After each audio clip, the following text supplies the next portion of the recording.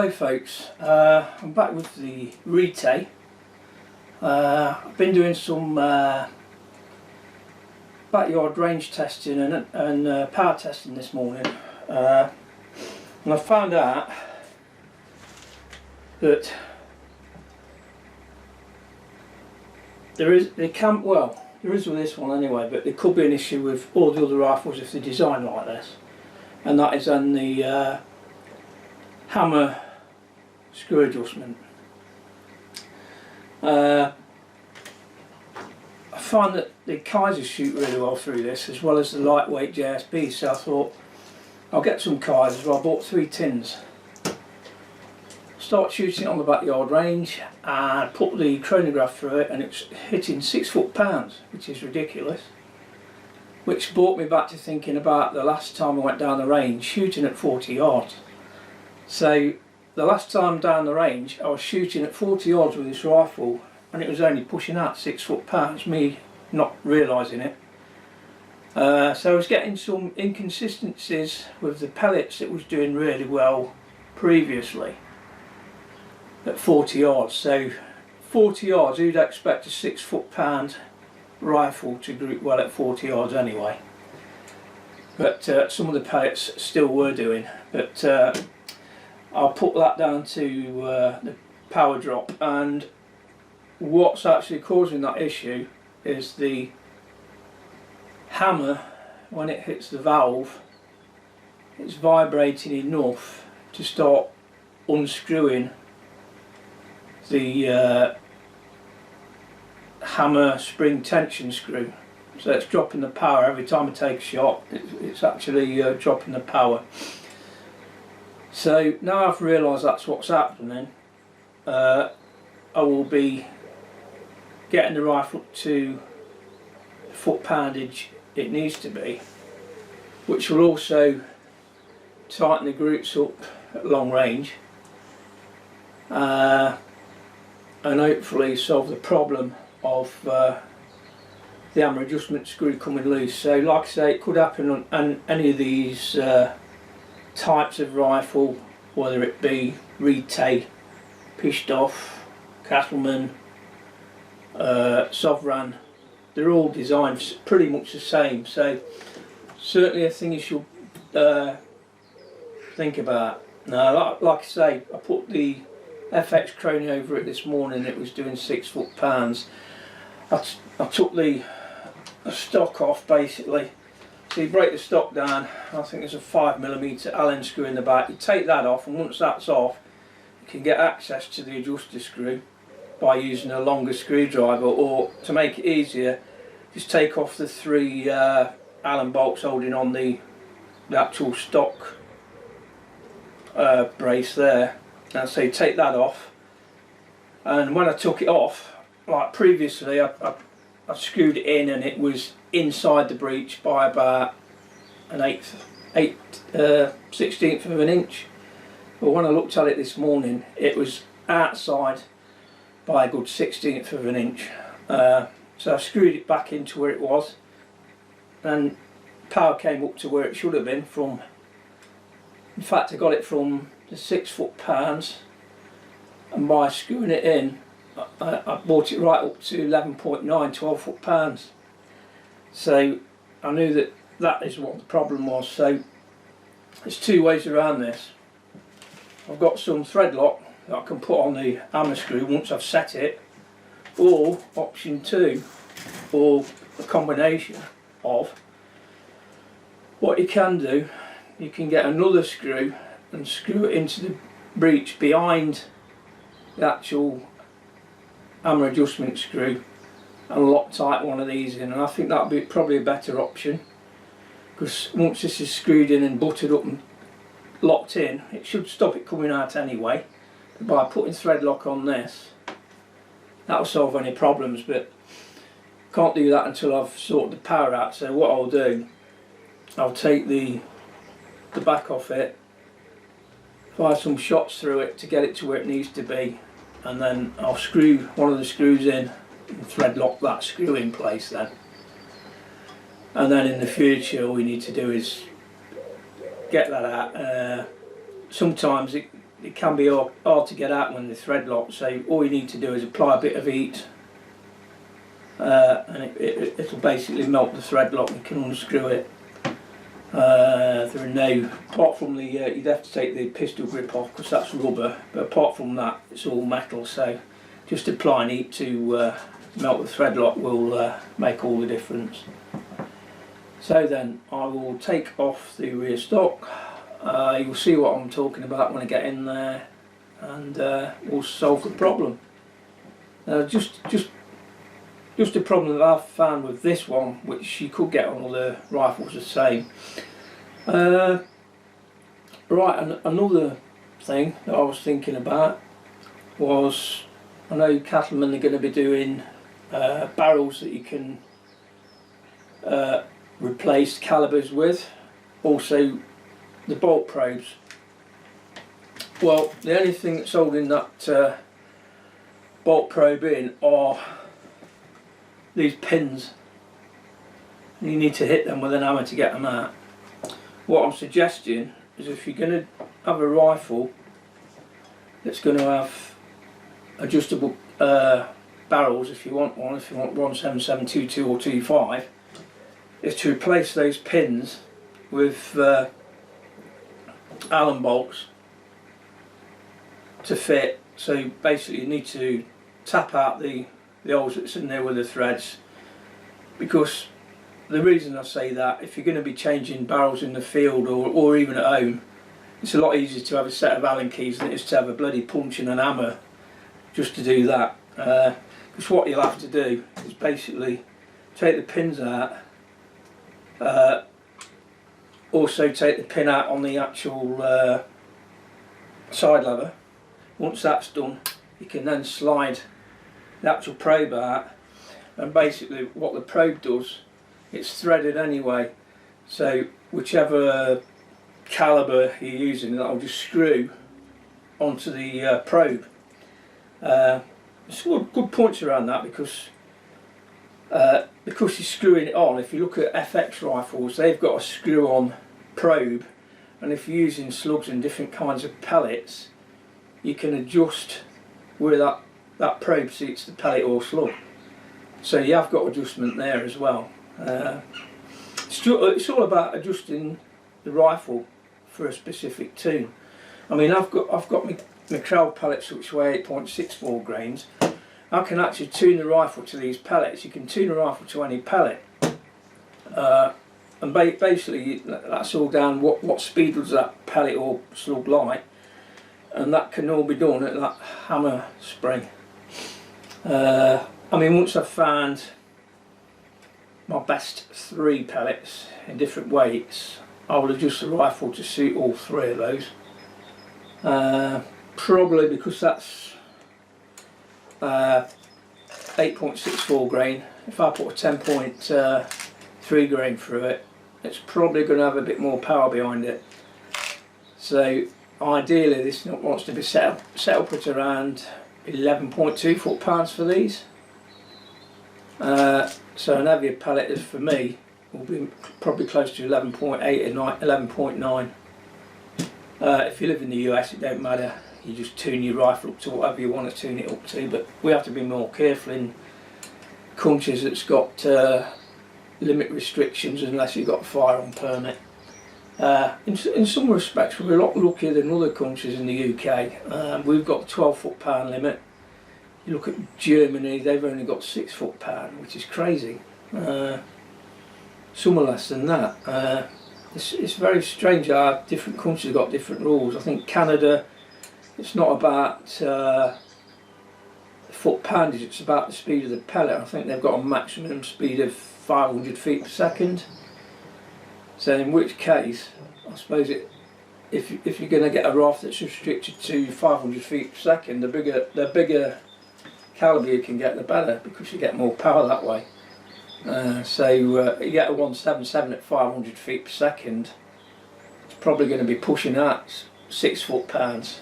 You stick a 2.5 in it at the same speed, it's probably going to be like close to 15 foot-pounds. So whether they check on that, I don't know, but every country's different. Some countries have got more power than us. I think Portugal, I think they have 18 foot-pound. You can't do any hunting with that. So don't know if that means you can't shoot rats and things like that. But some of them have got really high powers, but no hunting capability. So is there any point in that full high power there? I mean, with our 12 foot-pounds, we do still hunt rabbit size game anyway, squirrel, birds like crows and pigeon. Every country's got the restrictions on what the power is or whatever you're allowed to shoot. So no matter what country you're in, if you want to get an air rifle, you must check out the law on air guns. Like I say, some countries you're allowed to shoot vermin in game, others you're not. So what I'll do now then, I'll take off the book and I'll show you the adjustment, and then I'll work out how I'm going to hold it in place. So that is the next part of the video.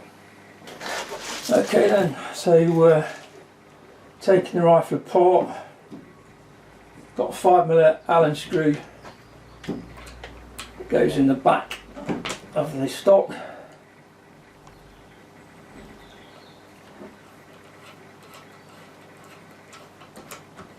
That holds the rear butt pad on, and you can, with this gun you can also get optional rear butt pads.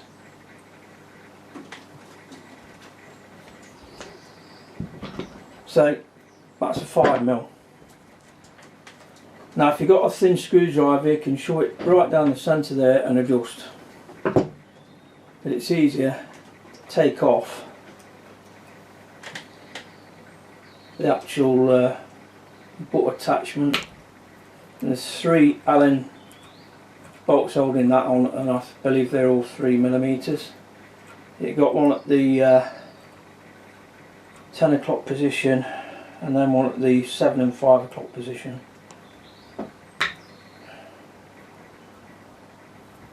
So if you have this one on nice and tight, you don't get any movement in the rear buttstock.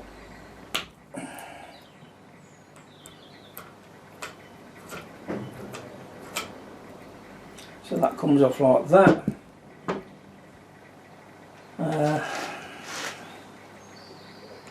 Just there is the actual screw or the power adjuster. It's actually come out a bit since I had it, but I'll show you where it was when I took it off at 6 foot-pounds.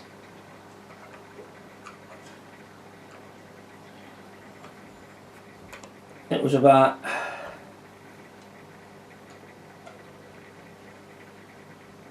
there at 6 foot-pound. So what I'm going to do now is turn it in.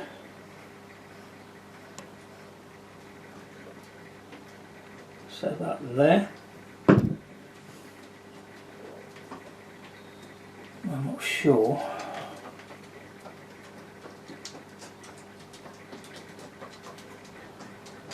That's quite a thick one actually. Let me take it out if it'll come out.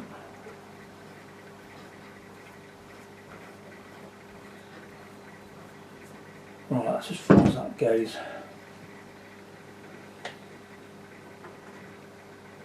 Thicker than that, I think. What I may do, what I'm going to do, I'm going to start off using I'll start off using the thread lock on it, and I'll keep an eye on it.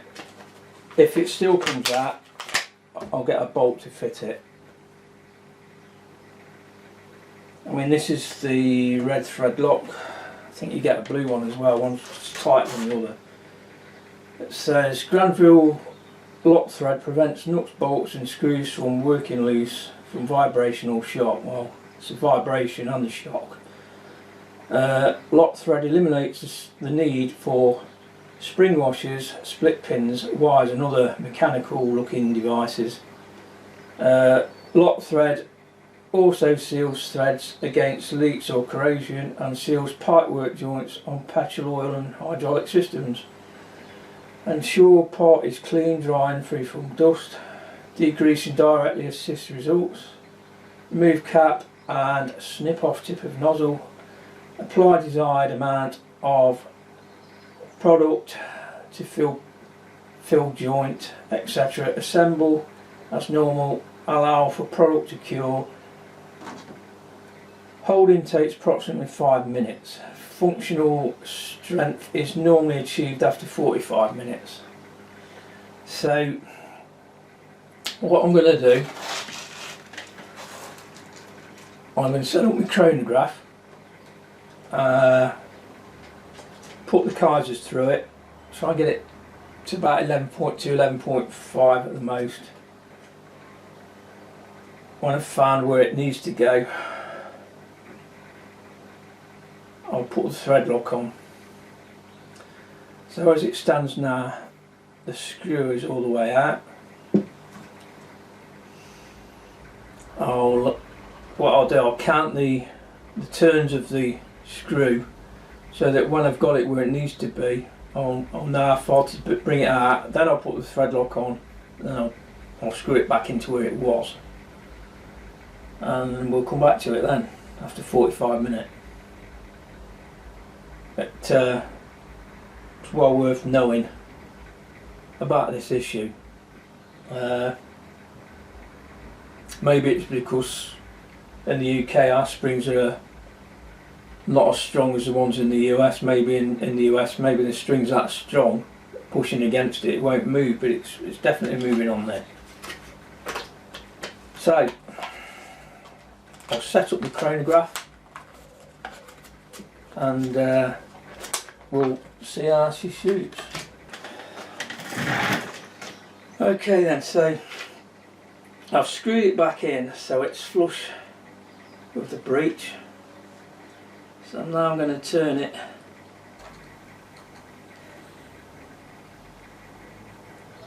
one, two, 2.5,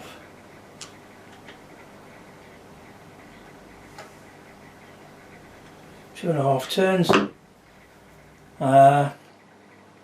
So what I'm going to do now, I'm going to chronograph it and see what power we've got.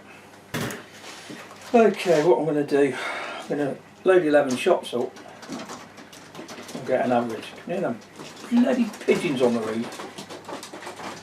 Jesus.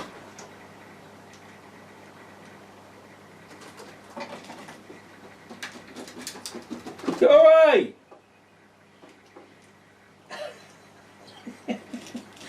Oh dear.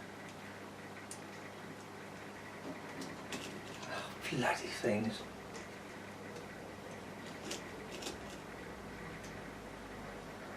Reminds me of my mate who went on holiday with his friends. He was in 2 different caravans, and in the morning he got up early and threw a load of bread on his mate's caravan roof, and a load of seagulls were dancing around on it for ages. That woke him up. Okay then. Let's see what results we get.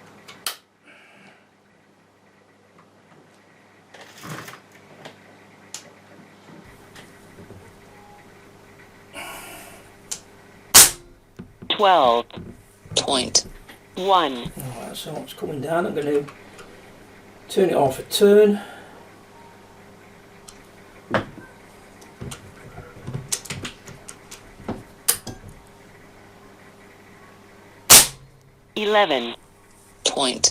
.5.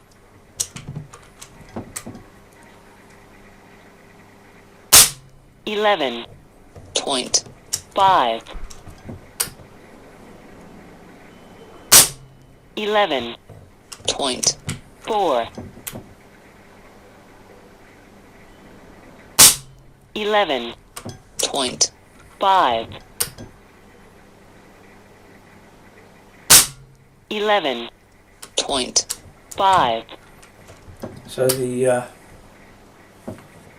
rifle lights that spring tension there, it's working well with the regulator. 11.6.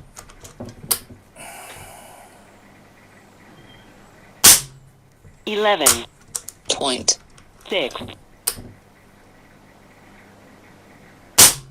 11.7. 11.6. 11.4. Okay, so I'm happy with that. I'll leave it at that. What I'll do now, I'll turn it out, put the thread lock on it, and then we'll come back to it in about an hour and see how it's held up. So then,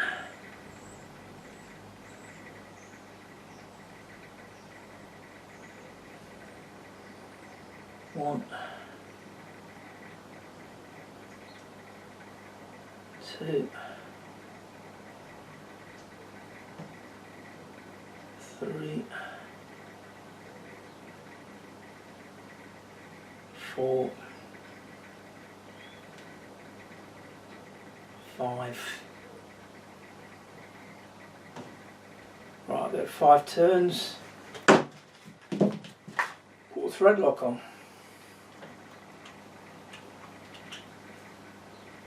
Snip the end of that.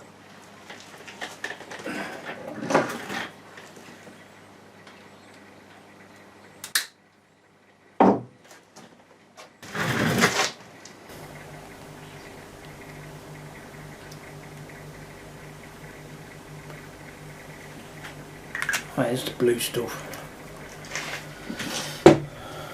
Okay.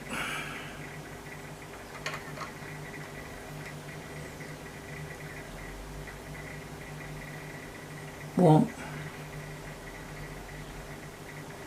two, three, four,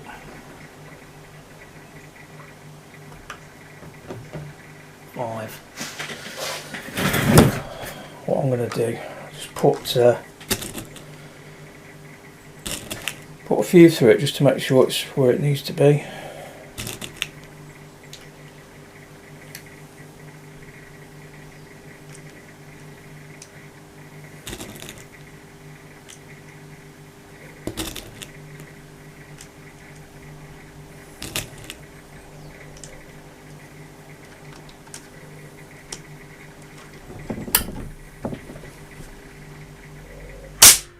Eleven point one.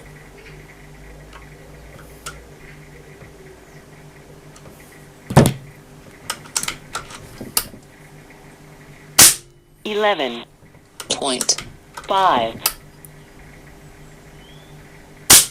11.5.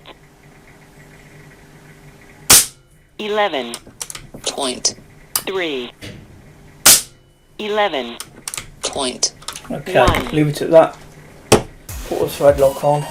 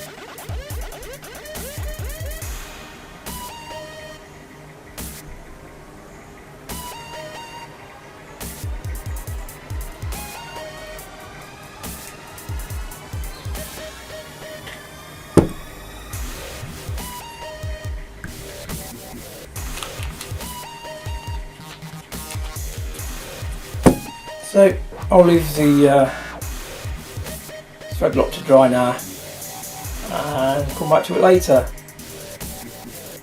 But like I say, that's the problem I was getting. So if it helps anybody out, the better.